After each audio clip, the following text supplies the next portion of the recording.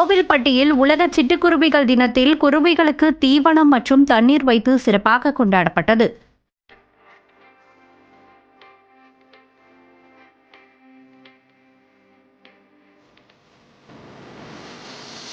ஆண்டுதோறும் மார்ச் 20ஆம் தேதி உலக சிட்டுக்குருவிகள் தினம் கொண்டாடப்பட்டு வருகிறது. அழிந்து வரும் சிட்டுக்குருவி இனங்களை பாதுகாப்பதன் அவசியத்தை வலியுறுத்தி இத்தினம் கடைபிடிக்கப்படுகிறது.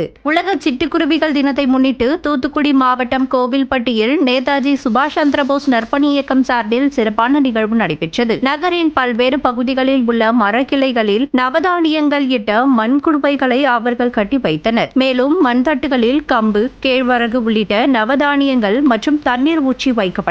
கோவில்பட்டி நீதிமன்ற வளாகம், புதுரோடு, கடையலூர் சாலை, சார் ஆட்சியர் குடியிருப்பு வளாக சுற்றுச்சுவர் பகுதிகள், ரயில் நிலைய சுற்றுச்சுவர் மற்றும் குடியிருப்பு பகுதிகளின் மாடிகளிலும் சிட்டுக்குருவிகளுக்காக இந்த ஏற்பாடுகள் செய்யப்பட்டன.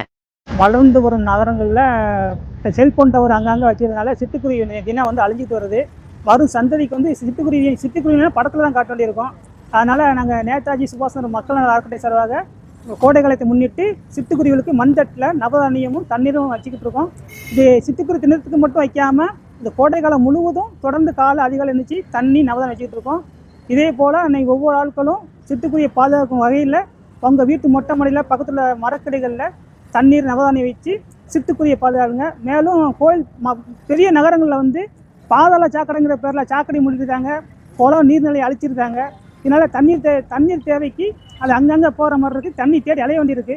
இதனால் நீங்கள் மண்தட்டில் நவதானியம் தண்ணீர் வச்சு சிட்டுக்குருவி இனத்தை பாதுகாக்கணும்னு பொதுமக்களாக இவங்களை தாழ்மையுடன் கேட்டுக்கொள்கிறேன்.